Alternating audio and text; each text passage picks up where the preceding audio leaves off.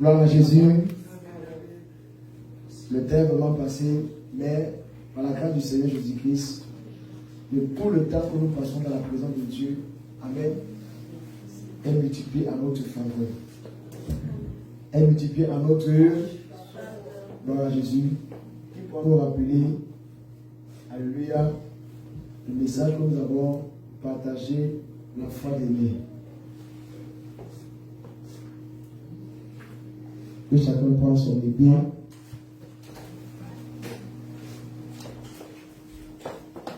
Qui pourra nous rappeler cela?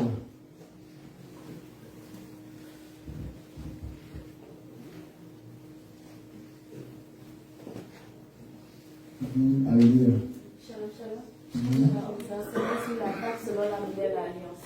La Pâque selon la nouvelle alliance. Et on vous a enseigné que la Pâque, c'est une réjouissance en mémoire du Seigneur Jésus-Christ. Réjouissance en mémoire du Seigneur Jésus-Christ.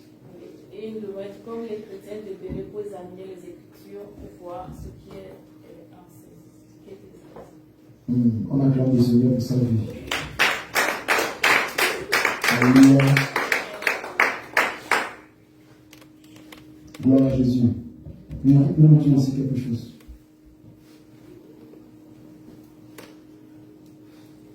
Oui. Tu as retenu que la Pâque, c'est Jésus-Christ. Oui. Parce que j'essaie de le lire, mais je ne comprends pas bien. Mais je sais ce que j'ai retenu surtout, c'est que Jésus, c'est lui la Pâque. Amen. D'accord, oui, c'est vrai que Dieu nous persévérance. Oui, shalom, shalom. Ce que moi j'ai compris, je ne sais pas si c'est ce que vous avez dit également. Ce que moi j'ai compris, c'est que quand le Seigneur était encore petit, ses enfants l'amenaient chaque fois. Ses parents, autant pour moi, l'amenaient comme on le voit de nos jours, une fois par an, fêter la Pâque. Mais le Seigneur, après ses 12 ans, il a montré une autre façon à ses enfants de fêter la Pâque. On n'est pas attendre un jour spécifique de l'année et célébrer la Pâque avec tout le monde. Ça, c'est ce que moi j'ai compris. D'accord. Oui, qui encore? Qu'est-ce que tu as retenu de tout ce qu'on a dit dimanche dernier? Juste ce que tu as retenu. Ça a déjà parlé. Amen. Qui encore?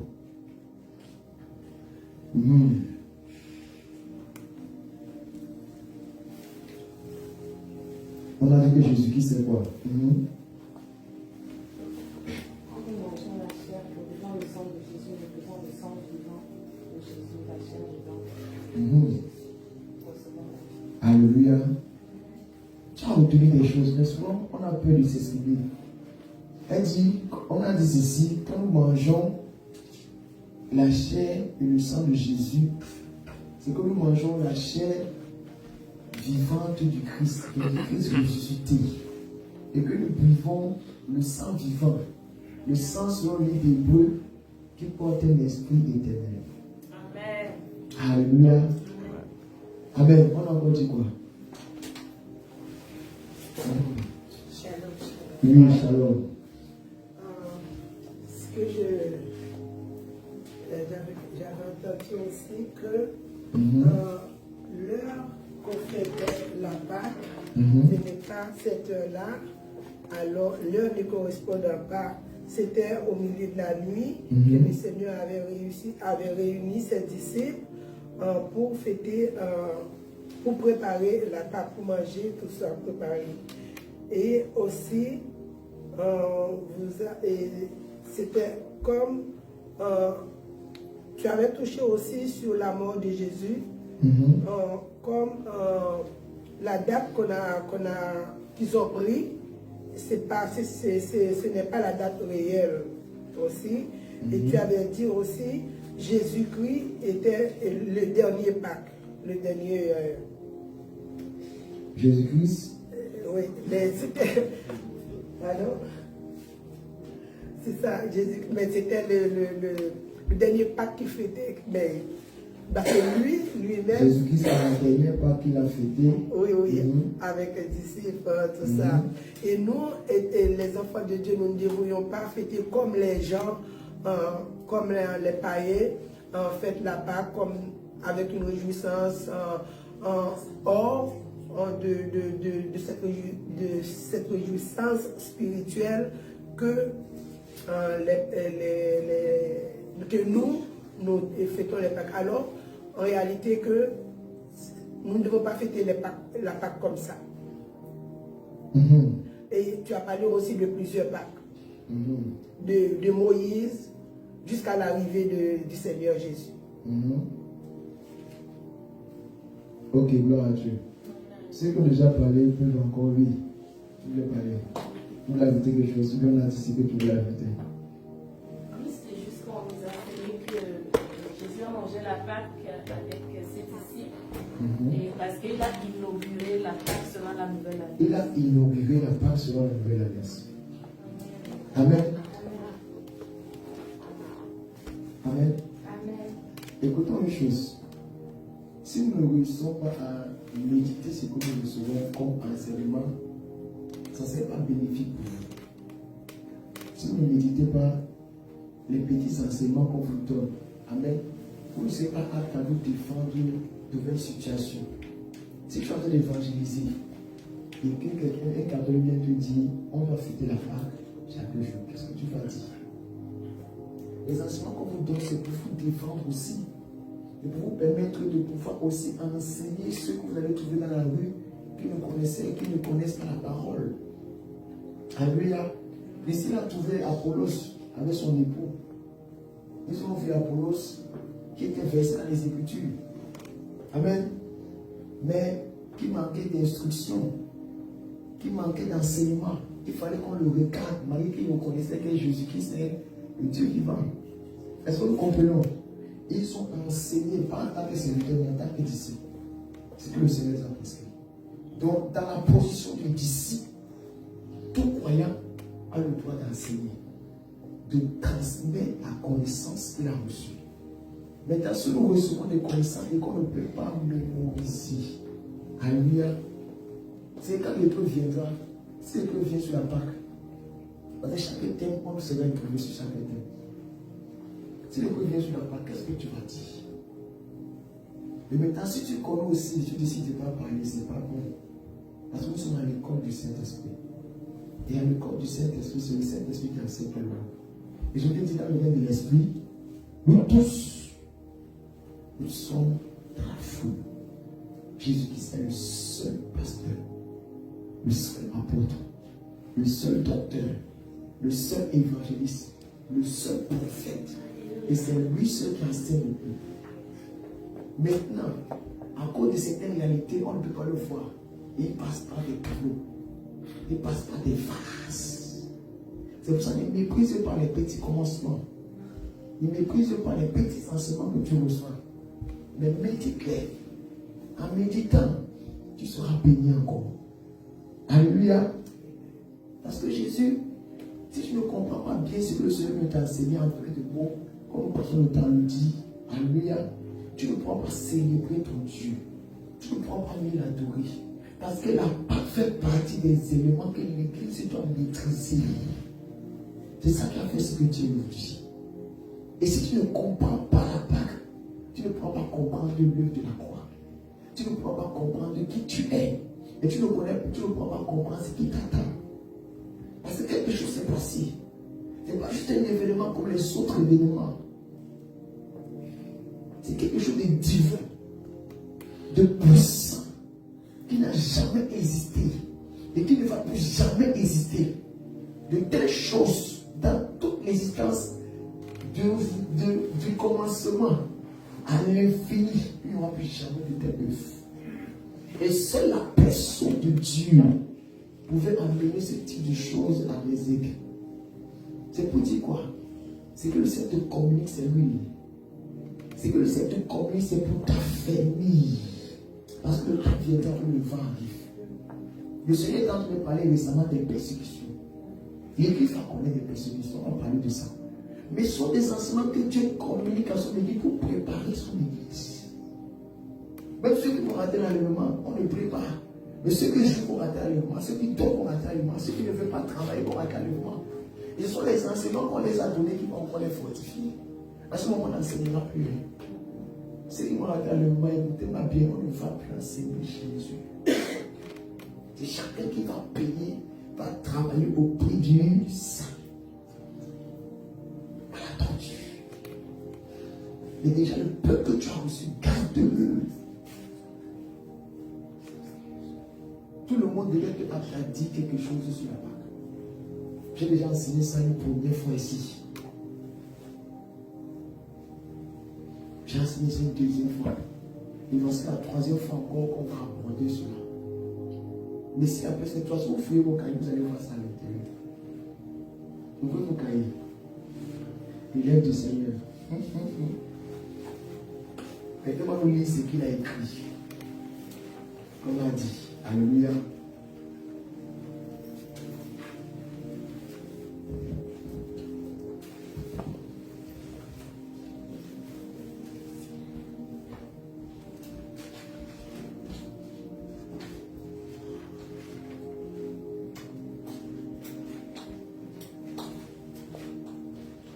C'est pas du récent enseignement du dimanche dernier.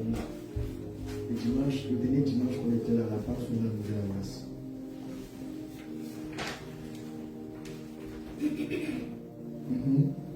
Juste ce que tu as écrit, tu peux juste lire. Si tu as écrit quelque chose, tu peux juste lire pour nous. Oui, c'est là de Dieu. Shalom, shalom. Oui, shalom. La Pâque selon la nouvelle alliance. On a vu Actes, chapitre 17, verset 11.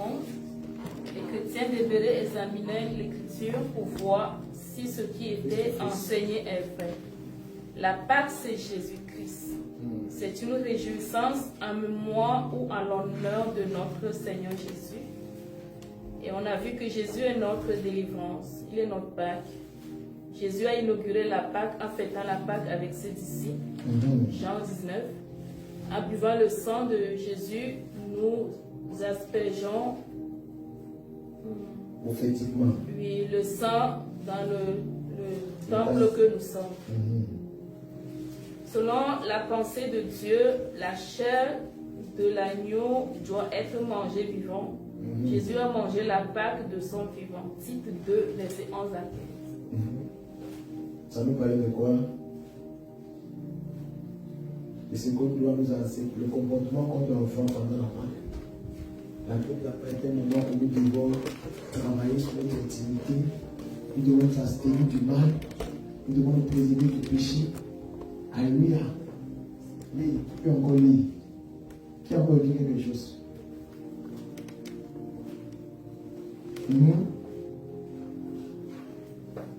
Oui, Esther.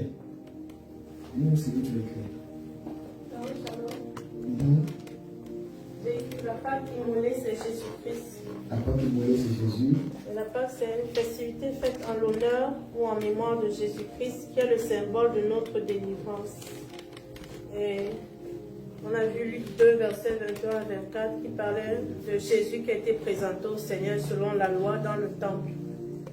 Et Matthieu 5, verset 17, qui dit « Le Seigneur n'est pas venu abolir la loi, mais pour l'accomplir. » Nous avons parlé également de Matthieu 26, verset 17 à 29, qui parle de la célébration de la Pâque et l'institution de la Sainte Seine. Dans le verset 26, Jésus prit du pain pendant qu'il mangeait et après avoir rendu grâce, il le rompit et le donna aux disciples en disant « Prenez, mangez, ceci est mon corps. » Dans Jean 1, verset 29 à 34, on a parlé du témoignage de Jean-Baptiste. Et Tite 2, verset 11 à 15, la grâce de Dieu manifestée, ce qu'elle enseigne et ce que Tite doit enseigner. D'accord. Oui, on va prendre encore une dernière personne. Oui, c'est l'homme de Dieu qui nous dit ces leçons-là.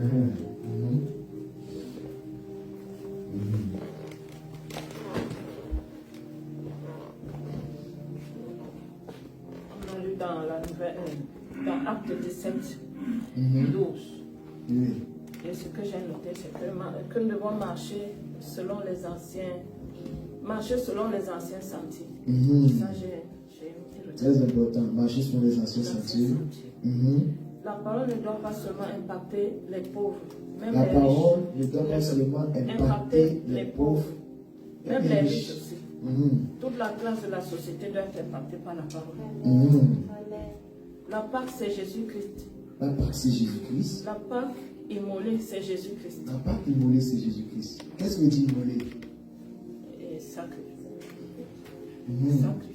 Ou encore crucifié, ou encore donner un sacrifice.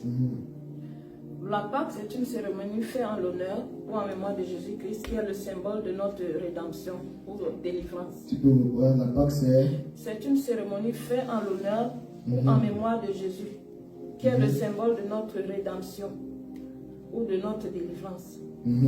Jésus est notre délivrance. Selon la sainte doctrine, la Pâque est célébrée chaque jour. Nous devons nous souvenir comment Jésus s'est déployé pour nous donner la vie. Amen. Pause. Pourquoi nous disons que la Pâque, selon la sainte doctrine, doit être célébrée chaque jour? Qui peut nous répondre? Pourquoi nous disons cela? Que la Pâque, selon la sainte doctrine, doit être célébrée chaque jour. C'est là de Dieu. Si la Pâque, c'est Jésus, alors nous devons célébrer Jésus chaque jour. Et qu'est-ce qu'on appelle? On peut encore changer célébrer par quoi? Adorer. Adorer. On peut encore dire quoi? Oui, c'est là de Dieu. Nous devons la vivre. On doit la vivre chaque jour. J'aime ce mot. On doit la vivre chaque jour. Nous devons nous souvenir comment Jésus s'est déployé pour nous donner la vie. Nous devons Nous souvenir comment Jésus s'est déployé pour nous donner la vie. Comment il a fait comment? S'est déployé. Comment il a fait comment? Déployé. Comment il s'est déployé pour nous donner la vie? Comment il s'est donné tout entier? Comment il a déployé toute sa force, son énergie pour que nous puissions vivre? Dans Tite 1, 10 à 16, Jésus a marché selon la loi. Tite 1, 10 à 16. Non, c'est pas C'est ça. pas ça. Là-bas, ça parlait de quoi? Pourquoi j'ai mis ça en place? Bon, Ok. Là-bas, ça parlait de ce que le comportement qu'on doit avoir à la période de la Pâque. On va lire ça rapidement. C'est un jeune qui parlait sur la Tite 1. Chapitre 1. C'est fini, c'est bon? c'est bon, je Oui, continue. continue. Elle a juste préparé le passage. Bon, on a aussi lu dans Luc 2, 21 à 24. Nous sommes ici dans le Nouveau Testament, à une saison de la loi. Exode 13, donc là, je n'ai pas mis les versets. Pour que nous puissions trouver grâce.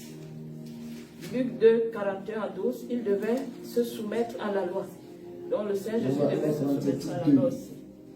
Tite chapitre 2, prenez plutôt Tite chapitre 2, verset 11 à 10. Oui.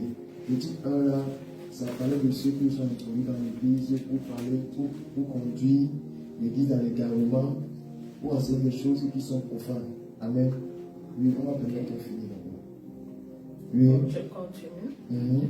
On a lu dans Luc 2, 21 à 24. Oui. Et nous sommes, j'ai écrit que nous sommes ici dans le Nouveau Testament, à une saison de la loi.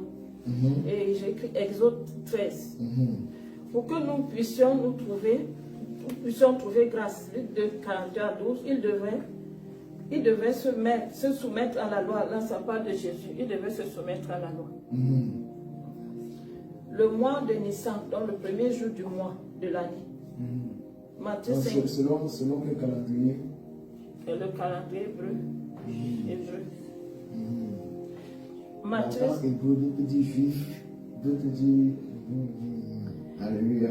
Matthieu 5, 17. Ici, la loi était une prophétie qui devait s'accomplir. Jésus lui-même attendait une période précise de l'année pour célébrer la Pâque. La Pâque devait être célébrée la nuit. Dans Jean 19, en buvant le sang de Jésus, nous aspergeons son sang dans nos vies. D'accord. Nous aspergeons le sang, pas seulement dans nos vies, mais spécifiquement d'abord, premièrement, dans son temple que nous sommes le corps. Parce qu'en buvant le sang de Jésus, je suis en train prophétiquement d'asperger le sang sur les linteaux de la maison qui représente mon corps, parce que le sang de notre corps est le temple. Et si Jésus dit qu'on doit asperger son sang, le sang de l'agneau sur les linteaux des portes de la maison, c'est pour nous faire comprendre que selon, quand tout va s'accomplir, on va plus parler selon la chair, on va parler maintenant selon le plan divin de Dieu. Et selon le plan divin de Dieu, notre propre maison, c'est d'abord notre corps. Amen. C'est nous sentir que notre corps est le temple de Dieu. Celui qui va détruire le temple de Dieu sera détruit. Et pour dire que c'est dans le livre de 1 Corinthiens, je crois, chapitre 1, si je ne me trompe pas, bien chapitre 16, c'est ça? Ok, c'est dans le livre de Corinthiens. On peut chercher la référence après. Alléluia. Le Seigneur fait comprendre que quoi? Avec notre corps est son temple, et celui qui va détruire le temple de Dieu sera détruit. Il nous fait comprendre qu'il y a une différence entre notre corps et son temple. Entre notre corps et nous. C'est-à-dire entre la maison que nous sommes, c'est-à-dire le corps, entre la maison que notre corps est, voilà, pour être plus bref, et nous. C'est-à-dire que dans toi, il y a toi. En toi, il y a toi. Si on peut dire ça comme ça. Donc maintenant, j'essaie de parler ça en français pour que nous puissions comprendre. Je cherche les mots. En réalité, on va prendre qui? Joachim bien. Alléluia. Ça c'est Joachim. Mais quand Jésus a dit dans sa parole, faisons l'homme à notre image, dans notre ressemblance. Amen. Qu'est-ce que Dieu a d'abord créé? Qu'est-ce qu'alimente de Dieu à ça, à la ressemblance de Dieu? C'est l'esprit. C'est l'esprit qui a l'image et à la ressemblance de Dieu.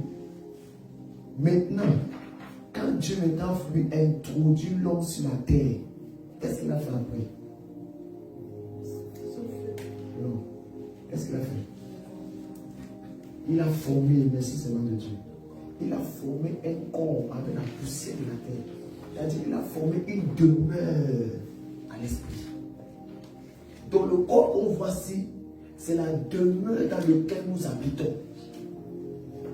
Parce que ça, ce n'est pas nous. C'est juste une maison que Dieu nous a empruntée pour que nous puissions interagir sur la terre. Pour que nous puissions nous voir sur la terre. Pour qu'on puisse avoir le contact avec les choses physiques. Parce que nous sommes essentiellement esprits. En l'homme, c'est l'esprit. Comme en Dieu, c'est l'esprit. Et comme l'homme est esprit, tout ce qui est en l'homme ne peut pas directement entrer en contact avec la chair. Il fallait que Dieu forme quelque chose qui soit vivant. Parce que la poussière, si ce n'est pas une poussière, moi, ce n'est pas la poussière au sol. C'est une poussière que Dieu a spiritualisée. C'est une poussière que Dieu a donné vie. Donc ça, la chair est vivante. Quand la chair est vivante, voilà à quoi elle ressemble. Mais quand la chair perd la vie, on a déjà vu tous un corps. Quand un corps n'a plus de vie, il retourne à la poussière. Mais tant que le corps ou la chair est vivante, alléluia, elle ne peut pas revenir directement à la poussière comme ça. Alléluia. Donc maintenant, ce qui donne la valeur à ce corps, c'est l'esprit qui est à l'intérieur, qui est Joachim. Alléluia. Nous avons dit ici, c'est le contact direct entre l'esprit et le corps qui a donné naissance à quoi? À l'âme. À quoi? À l'âme. Ça, c'est un rappel qu'on a déjà fait ici plusieurs fois. Dans Jésus. Donc, dans l'ensemble, voici le temple de Dieu. Selon le livre de l'Ancien Testament, quand on a égorgé l'agneau, on va venir dessus, on versait le sang sur les linteaux de la maison. Imaginons que ça c'est la maison de Dieu. Mais ta maison, on versait le sang sur les linteaux. Enfin, quand le malheur viendra, ça va traverser à cause du sang. Parce que le sang jouait un rôle de barrière. Ils sont connectés. Jouait un rôle de barrière pour empêcher le malheur de venir. Pour empêcher le malheur d'entrer dans la maison. Et c'est le sang qui était aspergé à l'extérieur de la maison qui devait agir là-dessus. Alléluia. Et le sang aussi qu'on versait là, selon que le Seigneur m'a enseigné, ce n'était pas un sang mort. Le sang que les époux versaient, alléluia, sur les maisons n'était pas un sang mort, c'était un sang vivant. Alléluia, on va voir ça. Et maintenant, pour que cette maison soit protégée, il faut que ça soit essentiellement un sang vivant. Si c'est le sang mort, la puissance du sang ne peut pas agir. Il faut que le sang ait encore l'esprit. C'est pour ça que pour qu'il y ait transmission de vie, pleinement transmission, il faut que la victime qui doit être donnée en sacrifice soit torturée. Et quand on torture la victime, plus elle est agitée, si on égorge la victime, la vie sort en même temps. Et quand la vie sort, elle sort pleinement. C'est pour ça que la vraie victime qui est Christ devait être torturée pour que le sang vivant là, la vie qui en lui sort précipitamment. Est-ce que nous comprenons? C'est pour ça après que l'Écriture nous dit que quand la vie est sortie du corps que Christ a porté, qu'est-ce qui s'était passé? Il y avait eu un tremblement de terre. Le voile s'est déchiré. Un mouvement s'est passé sur la terre. Parce que la vie était sortie avec force. Est-ce que nous comprenons? Donc maintenant, c'est quoi si c'est pour Jésus? Jésus t'a porté son corps. Et si Jésus t'a porté ton corps, il te dit dans sa parole que si tu détruis ça, il va te détruire. Tu vas te détruire là, c'est ce qu'il y a à l'intérieur, c'est l'esprit de Joachim. Et ce n'est pas une destruction temporaire, c'est une destruction éternelle. Dieu ne permet pas qu'on fasse de ce corps n'importe quoi. C'est comme tu viens louer la maison de quelqu'un qui dit la position de finesse ne me plaît pas. Je vais fermer ici, j'ouvre les fenêtres ici en bas. Je réduis le chauffage ici, je vais mettre de l'autre côté. Je prends encore l'autre côté, je change les poteaux. Si le propriétaire de la maison vient et il voit que tu as fait cela, qu'est-ce qu'il va faire? Il va te porter plainte.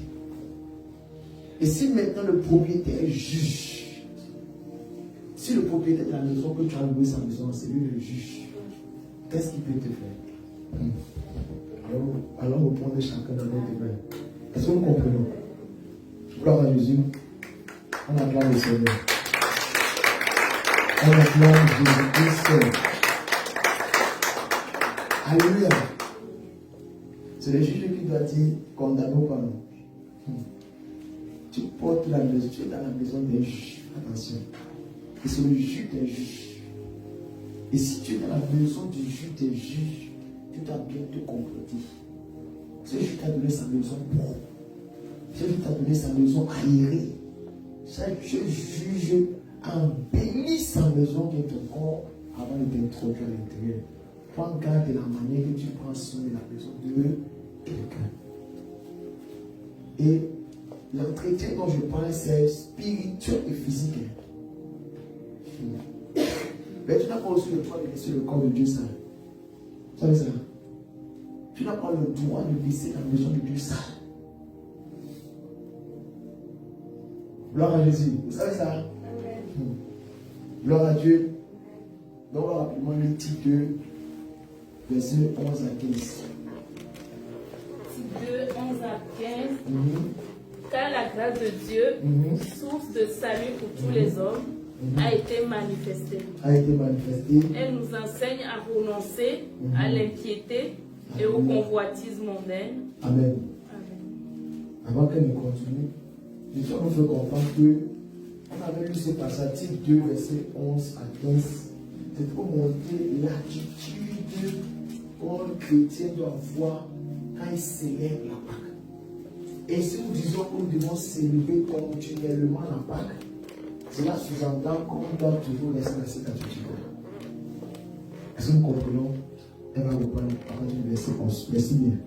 Si 2, à partir du verset 11 à 15. Mhm. Je lis au nom de Jésus. Amen. Car la grâce de Dieu, La grâce de Dieu source de salut pour tous les hommes, a été manifestée. a été manifestée. Verset 12. Oui. Elle nous enseigne à renoncer à l'impiété Elle nous enseigne à renoncer à l'impiété et au convoitisme mondain et au convoitisme mondain. et à vivre dans le siècle présent Et à vivre dans le siècle présent selon la sagesse, selon la sagesse, la justice la justice et la piété. et la piété. En attendant la bienheureuse espérance Mhm. et la manifestation de la gloire du grand Dieu Oui. et de notre Sauveur Jésus-Christ. Mhm. Verset 14. Mhm. Qui s'est donné lui-même pour nous Oui. afin de nous racheter de toute iniquité Mhm. et de se faire un peuple qui lui appartienne, purifié par lui et zélé pour les bonnes œuvres. Verset 15. Dis ces choses, exhorte et reprend avec une pleine autorité, que personne ne te méprise. Amen. Mhm. Alléluia. Gloire à Jésus. Par la grâce de Dieu, avant de continuer, nous allons introduire le sous-thème qu'on va continuer aujourd'hui. Amen. Nous sommes toujours sur la Pâque selon la nouvelle alliance, où nous allons parler dans un couloir bien spécifique. Alléluia. Le thème de ce sous-thème est intitulé Christ, l'agneau de Dieu, mort et ressuscité pour notre rédemption éternelle.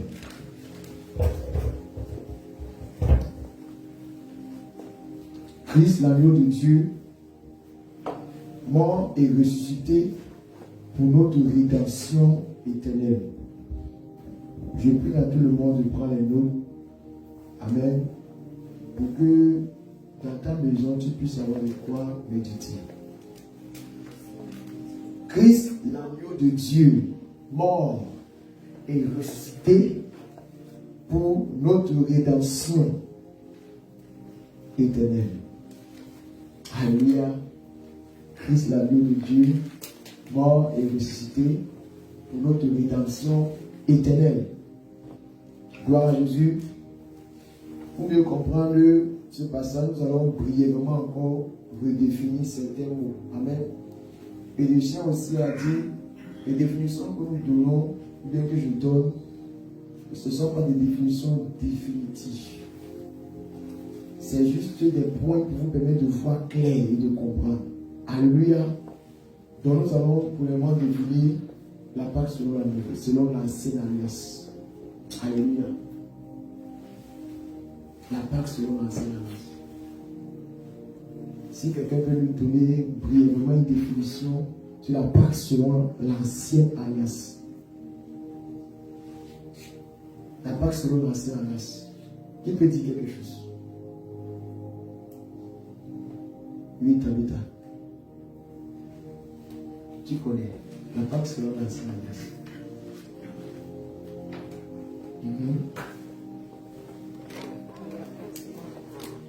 Dis ce que tu connais, ce que tu entends. La Pâque selon l'ancienne alliance.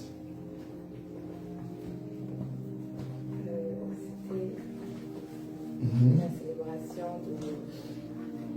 de la délivrance du peuple de Dieu et de donc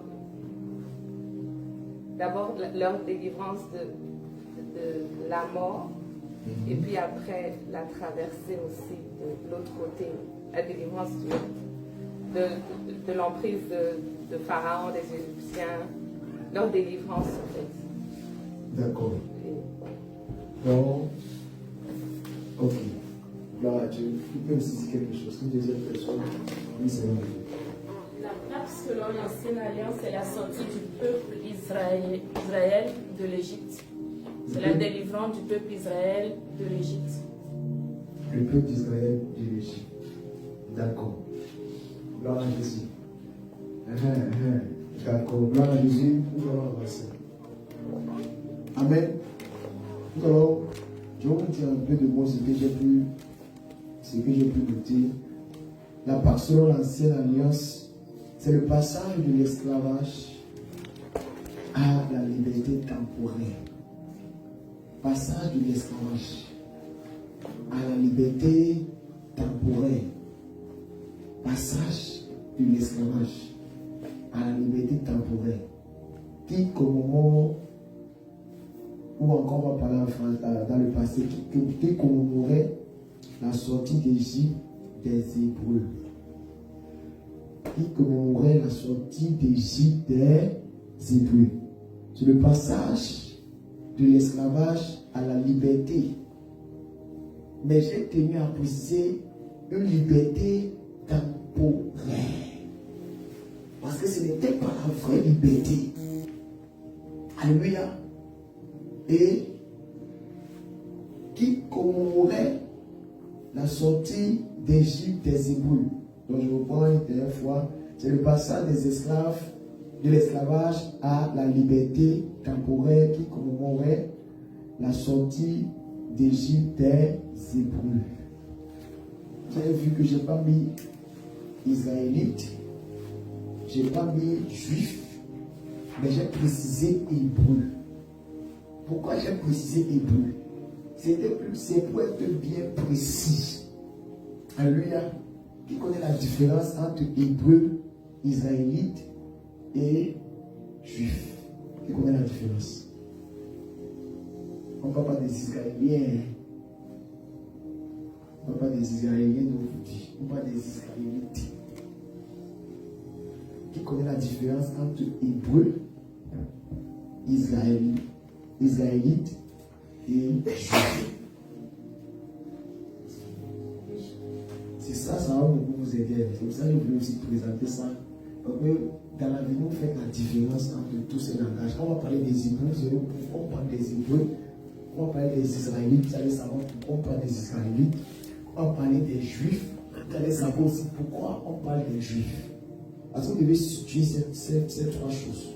Vous devez connaître l'origine de ces trois choses pour bien comprendre le contexte historique aussi de l'écriture.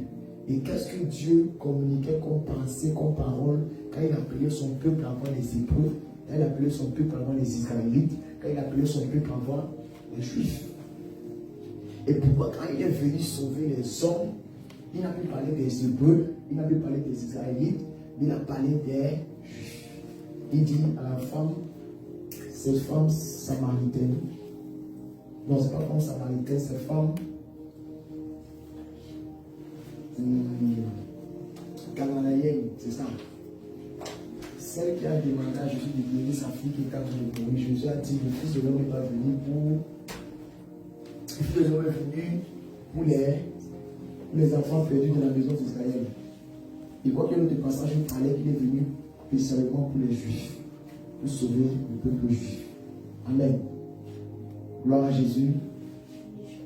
Alléluia. Qui pourrait nous dire quelque chose? Qui connaît la différence entre Hébreux? Papa va parler. D'accord. Alléluia. Sois Dieu pour sa présence. Alléluia. Ça m'a plu beaucoup. Amen. Quand vous parlez toujours des principes bibliques faisant la bonne adaptation pour l'avenir. Amen. Je me réjouis de tout ce que vous avez dit. Amen. En tant qu'un leader, mais cependant, je vois que vous êtes très performant et je me réjouis de ce que vous avez demandé. Cependant, pardonnez-moi, je ne suis pas en santé. Ce qui me réjouit, vous posez toujours des questions de haute valeur et je vous suis avec attention. Mais la façon que je vous suis, c'est très bien. J'écoute bien, je suis bénéficié tout ce que vous dites dans le sens biblique. Vous demandez pour la dernière fois, pour cette fois-ci, est-ce que quelqu'un peut vous dire alors, quelle différence que l'on peut faire en juif, grec, non, entre juif, Israël et moi. Chez moi, je ne sais pas si c'est pour vous, s'il est pensé comme ça, mais je connais dire le juif, c'est dire hébreu. Dire hébreu, c'est dire Israël. On acclame le Seigneur pour sa vie. C'est tout ce que je connais. Amen. Mais après, qui est du juif, Israël, c'est le même peuple que tu parles. Votre langage est assez clair et bien, votre information biblique me charme, mais cependant, pour moi, j'aurais voulu que vous fassiez plus d'éloquence dans la façon de vous tomber pour faciliter à tout le monde de bien l'autre. Ça me réjouit beaucoup. Amen. Gloire à Jésus. En tout cas, nous bénissons. Merci. Amen. Le Seigneur va nous aider à pouvoir appliquer ce qu'il voudrait. Amen. Ok. Le papa a déjà introduit. Il dit, quand on parle d'hébreu, on peut aussi parler des Israélites. Quand on parle des Israélites, on peut aussi parler des Juifs. C'est vrai ce qu'il dit. Parce que hébreu égale à Israélite, Israélite égale à Juif. C'est le même peuple. Dieu parle des mêmes peuples. Alléluia. Mais maintenant, ce que nous voulons savoir, c'est pourquoi les noms ont changé. Pourquoi Dieu ne dit plus hébreu directement, mais il appelle Israélite? Pourquoi Dieu ne dit plus Israélite directement, mais il dit juif? Amen. Alléluia. Nous bénissons Dieu parce que il va qu'aujourd'hui, on va faire la différence. Amen. Hébreu veut signifier d'abord étranger, passager, errant. Par la définition du mot, Dieu nous fait déjà comprendre notre identité originelle en ce qui concerne la terre, en ce qui concerne le monde. Dieu nous fait comprendre en nous appelant hébreux que nous sommes des passagers sur la terre, que nous sommes des étrangers sur la terre, que nous sommes des errants. C'est-à-dire qu'on n'a pas où demeurer, on est ça et là. Comme ça, Jésus disait, le Fils de l'homme n'a pas où poser sa tête. Il est en train de nous révéler encore que oui, moi je suis hébreu. Et si je suis hébreu, vous qui m'avez accepté, vous êtes aussi hébreu. Alléluia. C'est pour ça qu'on appelait Abraham l'hébreu, l'étranger. Parce qu'il était parti dans un pays étranger. Jésus l'avait dit quoi? Quitte ton pays, quitte ta patrie. Va dans le lieu où je te montrerai. C'est quand il a quitté son pays, sa patrie, qu'il a porté ce nom. Les gens le voient, disaient l'étranger. Voilà l'étranger là. Voilà l'étranger là. Voilà l'étranger là. Alléluia. Voilà quoi? L'étranger. Donc sache que l'apôtre Paul vit avec l'apôtre Pierre vit avec la révélation, mais il ne parle plus dans un langage, on peut dire quoi, honnête, mais il parle dans un langage un peu plus mature. Il ne va plus dire nous sommes des hébreux, mais il va dire nous sommes des étrangers, nous sommes des pèlerins. Il a lu ce passage. C'est l'apôtre Pierre, il aime étudier ce langage. Il nous exhortait toujours à être prudents. Et l'apôtre Paul disait, je suis tenté, je suis pressé des deux côtés. Mon esprit en même temps veut aller retrouver le Père, c'est-à-dire retourner dans ma patrie. Et en même temps, je suis pressé aussi de rester dans le but de communiquer encore plus l'évangile au peuple, pour que plus soit sauvé. Est-ce que nous comprenons? Alléluia. Maintenant, écoutons un peu le principe des étrangers. Ce que j'aime bien, c'est que à l'heure où nous sommes dans tous ici, nous sommes dans ce contexte. Tous ceux qui sont ici sont étrangers au Canada. Alléluia. Le monde appelle ça maintenant quoi? On s'appelle quoi? Des immigrants. Des personnes qui ont quitté les patries, qui ont quitté les territoires, qui ont quitté les lieux pour venir quelque part, pour venir sur une terre étrangère. Maintenant, écoutons une pensée. La pensée de plusieurs d'entre nous, c'est de faire quoi?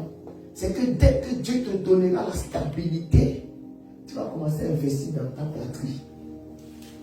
Pourquoi cette pensée revient dans la pensée des hommes? Parce que plusieurs se disent, je ne peux pas accepter de finir ma vie dans ce territoire étranger. Au moment de m'arrêter, je vais retourner me reposer dans ma patrie. C'est un langage hautement spirituel que beaucoup emploient, mais sans comprendre pourquoi. Alléluia. En réalité, si nous mettons pas sur le côté spirituel de la chose, le Seigneur est en train de nous enseigner par notre propre langage qu'en tant qu'étranger, on doit investir dans notre patrie céleste. On doit avoir toujours le regard sur notre patrie céleste. On doit surveiller les activités de notre pays d'où nous venons. C'est pour ça la plupart d'entre vous aussi, en ce qui concerne les actualités de votre pays, vous regardez toujours les journaux pour savoir qu'est-ce qui se passe dans mon pays, est-ce que ça a changé, est-ce qu'il y a de l'évolution, est-ce que, pourquoi? C'est l'attitude d'un enfant du royaume. Un enfant du royaume qui est quitté du royaume va toujours s'intéresser jour après jour de ce qui se passe dans sa patrie. Alléluia. C'est pour ça que Jésus a dit, comme je ne suis pas du monde, vous aussi, vous n'êtes pas du monde. Est-ce que nous comprenons? Et maintenant, le Dieu de grâce nous enseigne par notre propre connaissance, la connaissance que nous a donnée, que nous devons apprendre à investir dans notre royaume. Parce que nous allons aller bientôt en retraite. Et notre retraite va se dérouler dans le royaume de notre Père qui est notre patrie. C'est là où nous sortons. C'est là où nous sommes sortis. La parole dit quoi? Je suis sorti de Sion. Et à Sion, je vais retourner. Alléluia. C'est pour ça que Dieu a dit, tu es poussière, tu retourneras à poussière. Vous savez pourquoi il a dit ça? C'est pour dire que là où tu sors, il y a un principe spirituel qui t'oblige à retourner là où tu es sorti. Est-ce que nous comprenons? C'est pour ça que tout esprit qui est de Dieu, la parole de Dieu dit quoi? Il retourne à Dieu qui est Sion spirituel, qui est notre terre promise. Parce que le royaume des cieux, comme je vous dis toujours, c'est en Dieu. Le royaume des cieux là, c'est en Dieu. Donc c'est a dit, celui qui est une chaud, une foi, il a fait quoi? Il est euphorie de sa bouche. Ça veut dire que nous sommes en lui. Nous sommes en Christ. Nous sortons de Christ quand il nous engendre par la nouvelle naissance. Et nous sommes appelés à revenir encore en lui, pour demeurer en lui. Est-ce que nous comprenons? On a dit encore, notre Dieu est une boule de feu. Et si notre Dieu est une boule de feu, ça veut dire qu'en réalité, ceux qui sont en Dieu sont aussi des boules de feu. C'est pour cela que si tu n'es pas bouillant là, il va te mettre dedans. Parce qu'il accepte pas la tête en lui. Donc quand on te parle du royaume des cieux, il faut aussi un lieu rempli de feu.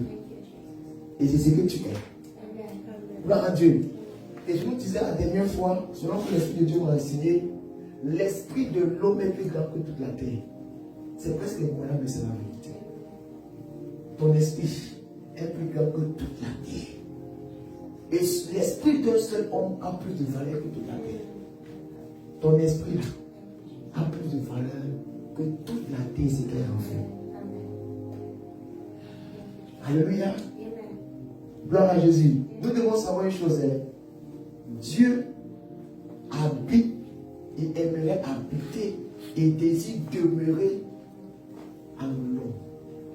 Seulement et uniquement dans l'esprit de l'homme. Parce que l'esprit de l'homme, c'est ce qui est comme Dieu. L'esprit de l'homme, c'est ce qui peut contenir Dieu. Ton esprit peut contenir Dieu.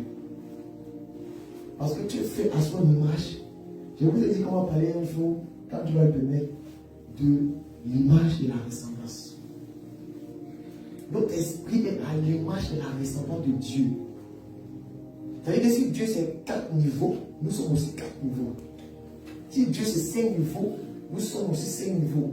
C'est pour ça que l'Église nous a fait comprendre qu'il nous a créé peu inférieur à lui. Alléluia. Là où nous sommes là, c'est que nous sommes tellement précieux et qu'on nous connaît par notre valeur. Vous devez connaître qui tu es. Il faut que ça ait de toi. Le message te fatigue. Il ne va jamais cesser de te fatiguer tant que tu es sur terre. Mais c'est quand tu vas quitter la terre qu'il va quitter derrière toi. Parce qu'il a l'espoir qu'il peut aussi te tirer chez lui. Alléluia. Mais Dieu nous a demandé de faire quoi? De résister. Gloire à Jésus. Donc comme j'étais en train de dire, Hébreu veut dire étranger. Alléluia. Un passant. Un voyageur. Un errant. Alléluia. Et c'est à cause que nous avons hérité ce nom de notre ancêtre qui est Abraham. Gloire à Dieu. Et c'est de lui que les choses ont vraiment commencé. Gloire à Dieu. La Bible a attesté et accepté qu'on appelle le Père de la foi. Ça veut dire que on porte aussi en nous les gènes d'Abraham. Gloire à Jésus. Donc voilà la signification d'hébreu. Maintenant, le mot hébreu a été changé et est devenu israélite. On t'appelait hébreu avant, on ne t'appelait plus hébreu. Et on t'appelait maintenant israélite, pas israélien. Israélite. Alléluia. À cause de la seconde de Jean, dit ça depuis à cause de Jacob. Alléluia. Parce que Jacob, qui représentait la nation de Dieu, a changé de nom. Dieu a changé le nom de Jacob. Et là, tu nommé maintenant, l'a baptisé du nom de Israël. Et c'est à cause de Jacob maintenant que le peuple de Dieu a porté le nom de Israélite. On dit les Israélites. Alléluia.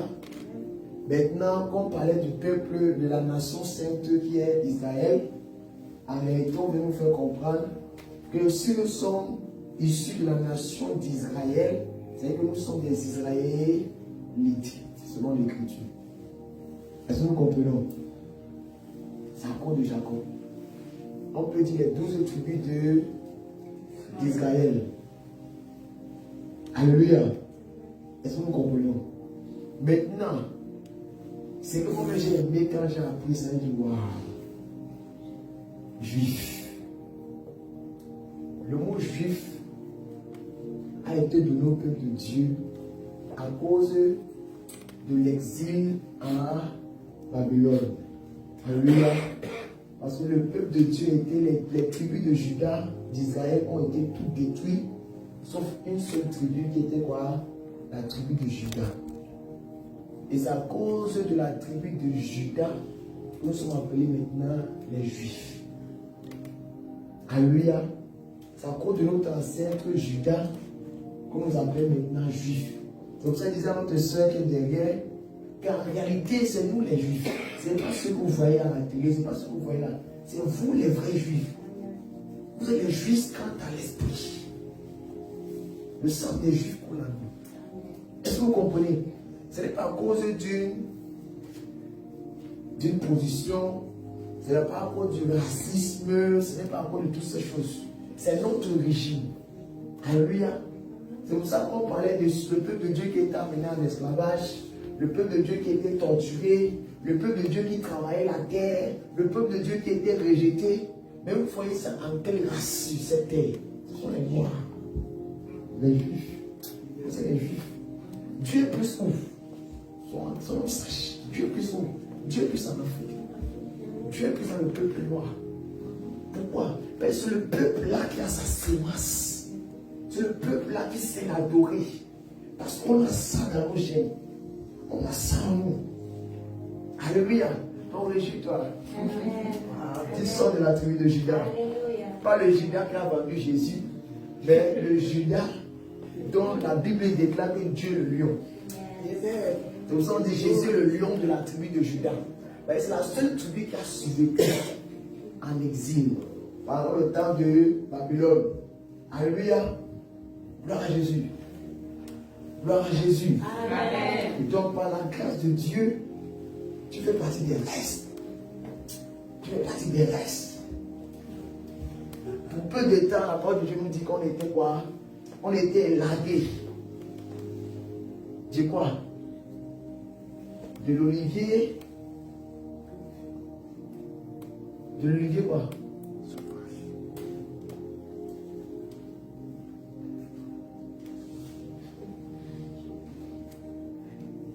De l'olivier naturel. Pour peu de temps. Afin que ceux qui étaient de l'olivier sauvage soient greffés sur l'olivier naturel pour bénéficier aussi de la vie. Et après cela, Dieu dans son amour, selon l'écriture, va encore nous connecter à lui. Parce que c'est notre origine. Alléluia. C'est pour ça que Jésus est venu premièrement d'abord pour sauver ceux de sa race. L'écriture nous fait comprendre le livre de Jean 1 qu'il est venu vers les siens. Mais les siens ne l'ont pas accepté. Mais ceux qui l'ont accepté, dans l'écriture nous fait comprendre que parmi les siens, il y a une petite minorité qui l'ont accepté. Donc ceux qui l'ont accepté, il les a donné le pouvoir de devenir enfants de Dieu. Donc par cette acceptation-là, que Dieu maintenant fait revivre notre identité. Nous donne encore ce droit légal. Alléluia. Alléluia. Amen. Gloire à Jésus. Donc sache aujourd'hui que tu es hébreu. Sache aujourd'hui que tu es israélite, pas israélien. Sache aujourd'hui que tu es juif. Et que tu sors de cette grâce-là. Donc, on dit souvent qu'on ne trouve pas la trace des enfants de Dieu, bien des moines dans l'écriture, c'est faux. Depuis le commencement, on parle de nous. On parle de nous. On parle de la race de Dieu. Nous sommes de la race de Dieu. Comme ça, Jésus t'aime. Si les gens ne savent pas qu'il y a Dieu, ça c'est une nation. À cause de toi, ils vont savoir qu'il y a Dieu. Alléluia. Gloire à Dieu. Quand nous nous déplaçons souvent, vous voyez le cortège qui nous accompagne. Les anges mettent de côté les gens comme ça. Boucher. Quelqu'un est passé. C'est un fils du royaume. Alléluia. Et je connais des personnes qui ont expérimenté ça. Il y a un monsieur dans le réveil qui a raconté cette histoire au Bénin. On venait pour le tuer. Mais ceux qui sont arrivés pour le tuer à un moment donné ont vu tout un cortège. Quand ils ont vu ce cortège, ils sont cachés. Et ce cortège était pour cet homme-là. Cet enfant de Dieu-là qui voulait tuer. C'était pour dire Dieu est prêt à faire des folies juste pour toi. Ce Canada, c'est quoi qui est grand là? C'est que Dieu peut détruire ça seulement pour toi. On dit il peut donner une nation à rançon seulement pour toi seul. Pour ça qu'on est que tu aimes. Alléluia. Souvent, quand je vois souvent l'injustice dans ce type de territoire où nous sommes, ça me fait trop mal au cœur. Au cœur plutôt. Et souvent, je me pose la question s'ils connaissent mieux qui nous sommes. Alléluia. Je peux te regarder comme ça, le poste que tu as, tu payes ce poste. À cause de ma position, si tu n'honores pas le Fils du royaume, le Père va te licencier. Le Père va te chicoter. Alléluia. C'est pour ça que tous ceux qui recevaient les fils de Dieu, qui avaient le sceau de Dieu, étaient honorés. Dieu faisait prospérer les affaires. On voit ça dans la personne de qui? De Joseph. Alléluia. Est-ce que nous comprenons? Partout où Joseph passait, ceux qui l'honoraient, les affaires prospéraient. Ce n'est pas à cause de Joseph, c'est à cause de celui qui était derrière Joseph. Parce que celui qui était derrière Joseph protégeait sa vie. Donc nous avons vu quoi? Un seul homme peut troubler toute une nation. Il est venu comme un esclave. Il est venu comme un moyen. Il est venu avec rien. Mais celui qui dirigeait, possédait, contrôlait toutes les richesses de la nation. Et en ce temps, l'Amérique est le pays le plus influent. Alléluia. Mais cet homme est venu comme s'il a gouverné. Après le roi, c'était lui. Et beaucoup reconnaissaient dans leur cœur qu'il est supérieur au roi. Alléluia. Qui peut faire cela si ce n'est pas Dieu? Alléluia. De l'esclavage à la liberté. Alléluia. Donc si les hommes ne te connaissent pas, les identités spirituelles te connaissent. Et quand ils te voient aussi, d'autres te trappent. Ils ont peur. Alléluia. Amen. Gloire à Jésus, nous bénissons Dieu.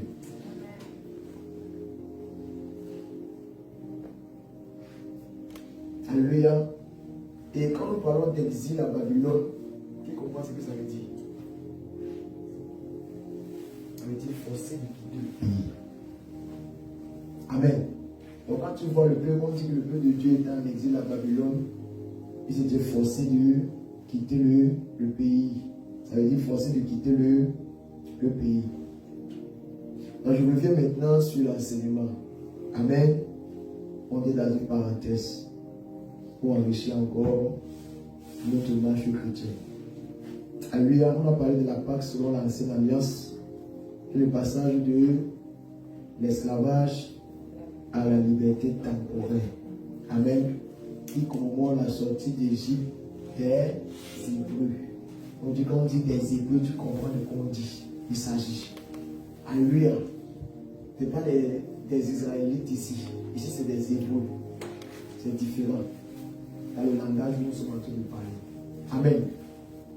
Gloire à Jésus.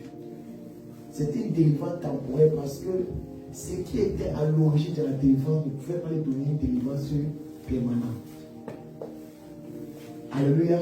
Cette délivrance de la captivité était temporaire, je le répète, parce que ce qui était à l'origine de leur rédemption, de leur délivrance, ne pouvait pas les donner une délivrance éternelle.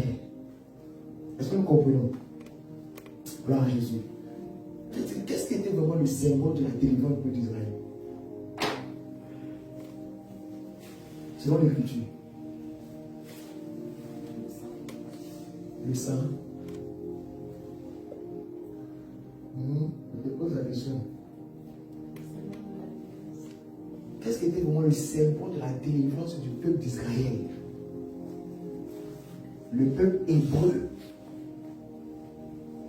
C'est vrai de Dieu. La mer rouge. La mer rouge était divisée en deux. Qui encore? Vous voyez comment on peut influencer quelqu'un. Elle a bien commencé, mais comme je l'ai influencé, elle a fermé la bouche. En réalité, c'est le sang. C'est le sang du veau d'un an, de l'agneau d'un an, qui était le symbole de la délivrance du peuple d'Israël. Parce que c'est ce sang qui était barrière. Quand le malheur venait en Égypte, ce sang qui les a protégés. C'est ce sang qui a fermé les portes au malheur. Alléluia. C'est pour ça que c'est le sang de l'agneau qui sauve. Et c'est le sang, vous devez comprendre. C'est pas aujourd'hui seulement que ça a commencé. Depuis le jardin, c'est le sang qui a sauvé. En ce moment-là, en ce moment de la sortie d'Égypte, c'est le sang qui les a préservés. Mais maintenant, écoutons une chose. Pour bénéficier aussi de la protection du sang de l'agneau, il fallait obéir à l'instruction. Quelle était l'instruction? On va lire l'Écriture, il faut lire dessus. Il y avait une instruction. Il y avait une instruction. Il peut se subdiviser en petites instructions. Alléluia. Et si cette instruction n'était pas observée ou obéie, le peuple d'Israël ne peut pas être sauvé. Alléluia. Donc, ça va te présenter directement le soutien. Il faut qu'on comprenne déjà ces petites choses. Alléluia. Nous voyons Exode 12. Exode chapitre 12.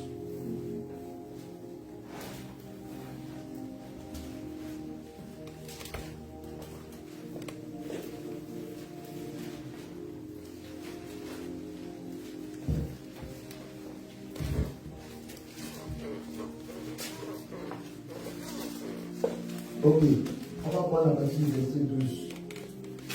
Exode 12, verset 12. Cette nuit-là, je passerai dans le pays d'Égypte. Je passerai dans le pays d'Égypte. Et je frapperai tous les premiers-nés du pays d'Égypte, depuis les hommes jusqu'aux animaux. Oui. Et j'exercerai des jugements contre tous les dieux de l'Égypte. D'accord. Excusez-moi. Pour mieux comprendre, on va commencer à partir du verset 3. Exode 12 à partir de verset 3. Parlez à toute l'assemblée d'Israël.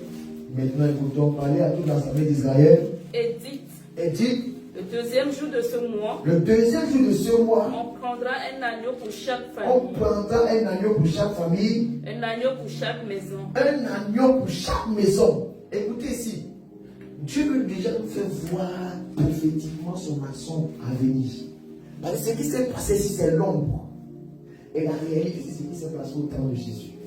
Ici, nous sommes dans l'ombre. Les autres tous là, c'est l'ombre. Ce qui préfigure ce qui arrive. Ce qui est en train de nous présenter la réalité des choses. Est-ce que nous comprenons? Il dit ici qu'on doit prendre un agneau pour chaque famille et pour chaque maison. Cela veut dire que quoi? Que Dieu a un plan de rédemption pour toutes les familles. Dieu a un plan de rédemption pour toutes les maisons de la terre.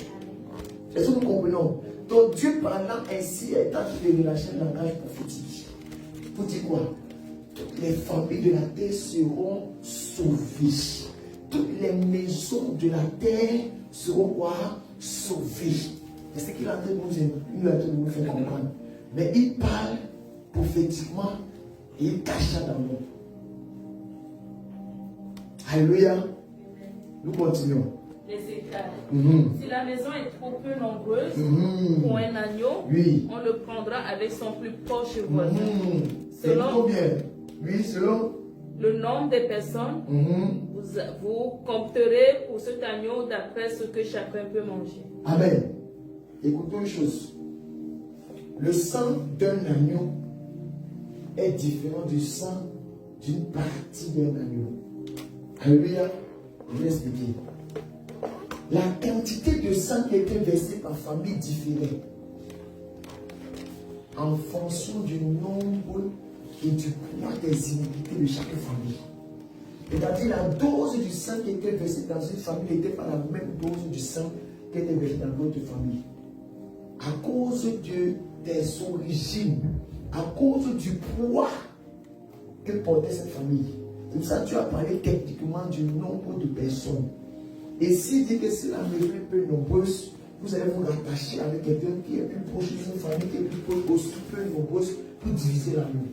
Mais si maintenant la maison était nombreuse, c'est-à-dire, si elle veut parler dans de la révélation, si la maison avait beaucoup d'iniquité, de péché, on devait prendre le sang d'un agneau complet. On va verser cela sur les cœurs. Pour que maintenant l'iniquité soit épurée, soit tout détruit, soit complètement effacé. C'est pour ça qu'on connaît l'histoire de ton pays, connais l'histoire de ta maison, connais l'histoire de ta famille. C'est avec cette histoire que tu pourras mieux implorer la grâce de l'œuvre de la croix. C'est avec cette histoire que tu pourras mieux appeler à l'œuvre que l'agneau est venu manifester. C'est avec cette histoire que tu connaîtras la valeur et le poids du sang que tu as besoin pour la rédemption de ta famille. Alléluia. Nous continuons.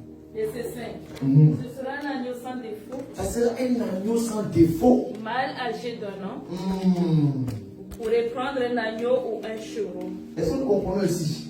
On dit que ça sera un agneau sans défaut. C'est-à-dire que la victime doit être sainte. La victime ne doit pas avoir d'accusation. La victime doit être pure, sans avoir commis d'iniquité, sans tâche là.